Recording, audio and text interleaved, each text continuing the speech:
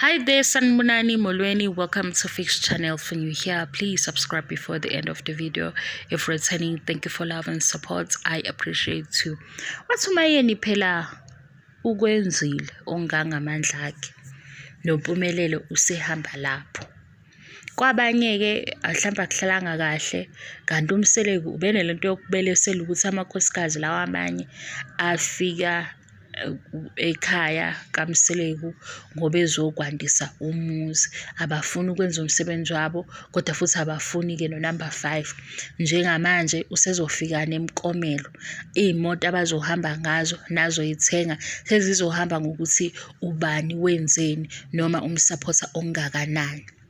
Kulaba ke abathi mayeni mhlambe kunjani, mina inkulumo ngangiyibona ngathi iqonde kuMseleku ngoba from season 1 last episode yaqala lapha indaba kwaze kwaba ukuthi nomuzi obuvela ukhona ufisa na ukuthi awuvuse kankosikazi lo ongasekho emhlabeni, ekhuluma indaba ukuthi kuzoba no number 5 ngobani abafana bayashoda. Kwaze kwaba khona enye i-episode la uMacele ebuza ukuthi kuwena kusahamba kahle yini, ebuza kuMseleku ngoba phela nangu uMseleku ebala ukuthi izingane zabafana abanye bazokwabiwa kanjalo leyo ndaba. So mayeselo beyiphinda le ndaba ngoba ikusuka ku season 1 kuze kufike la kiwa khona komdala inkosi yesigodi sabo uMseleku ome ngokuthi izindlu ziyashoda noma izingane zabafana kunama-roles awanikeza abafana.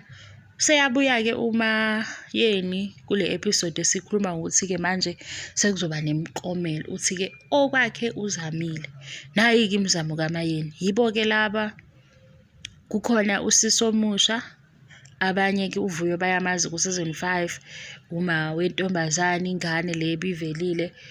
Sekuhamba ke isikhathi kwase kuvela ukuthi sekukhona nomunye ubaba uMseleku kungathi bese azi ngoba ubaba uMseleku washo kuThando Nesithembu ukuthi bayahamba bayakaVuyo kazi kodwa futhi kukhona nomunye uMayeni kongakayazi le ndaba. Kwahamba isikhathi ke uMayeni wayithola, wasethi uMayeni yena akazophawula ngoba nakuVuyo umaze ngoba sekukhona ingane.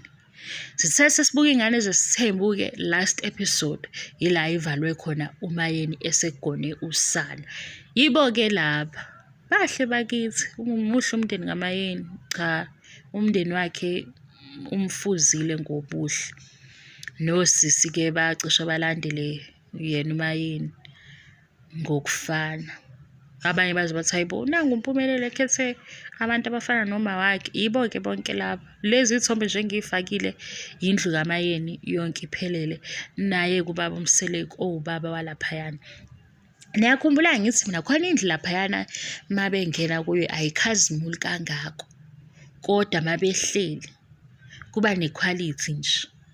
Yiyo ke lendlu ukuthi ke lana nginazo ke ithombe zendlu ke ukuveza ke ngoba omunye wathi ayibo iyiphi leyo ndlu. Guys, mina ningayiphikisa nihambe nokuthi i-favorite yenu ubani, akunankinga kodwa thatha uMseleku umhlalise eduze kwaMayeni, uthathe uGirl umbeke laphayana, uthathe umnini umbeke laphayana, noma ungathi abaphoze for camera uzoyibona lento engiyishoyo. Hhayi futhi ukuthi iyenzeka manje kusukela ku-season 3 la nginake khona, season 3 la belungiselela khona umshado. uMseleku ephuma endlini ephuma kuMacele eyobuza uMayeni ukuthi zihamba kanjani iy'nhlelo zomshado. Ngathi hayibo, hayi banale nto le ayinawo umsindo. Yabo nje ukuthi uMayeni unjani, ayinawo umsindo, i-natural. Yabo ukuthi ubaba uMseleku mayena amakhosikazi akhe 4 uba yilo baba lo onesithunzi oyi-leader. Uphinde futhi umthatha umfake endlini kaMayeni. Yabo nje ukuthi indlu yona ayinazo izinto eziningi njengoba nanathi senihleba la ku-social media kodwa beka uMseleku eduze kwaMayeni. Yabo kumakhosikazi alapha eMzumba umayeni ulo nkosikazi asubusele kunangu. Angise ngiyanukwisa labo malume baku-TikTok ukuthi akufanele ukuthi unkosikazi umkhombe ngekhanda umhead. Yena-ke siqu sakhe nami angazi kodwa banaleya nto leya nokuthi benginabo abantu bengizokwenza ngabe isibonelo inkinga sekufanele ngithathe ama-picture abantu yanqena. Niyakhumbula uSibusiso Dlomo, i-Generations noNtombi. Kwaze kwaba nalesikhathi le bebuzwa khona ukuthi ngangiyibuka-ke leyo Generations. Kwaze kwaba nesikhathi la bebuzwa khona ukuthi hayibo, kusawumdlalo wamabonakude noma sekukhona ubuqhoshosho. Banaleyo nto ecishe ibe njalo. Hhayi ukuthi bayakhuluma kakhulu, mhlampe bebambane ngezandla, mhlampe baplane izinto, bethule nje. Noma-ke mhlampe sekwenza ukuthi siyazi ukuthi bayazana before yinde indlela, kodwa abanayo.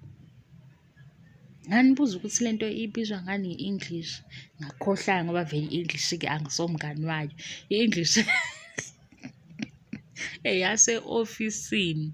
Nkosi yami, ngike ngibone abantu bengibhalela lapha bathi, please use English, please speak English. Ngithi ngiyoqeda nini? Manje nami ukuthi ngiyazi ukuthi le show ayilandelwa abelungu ngiyaxolisa. Nawu-ke umndeni sesizothi u-last wife manje.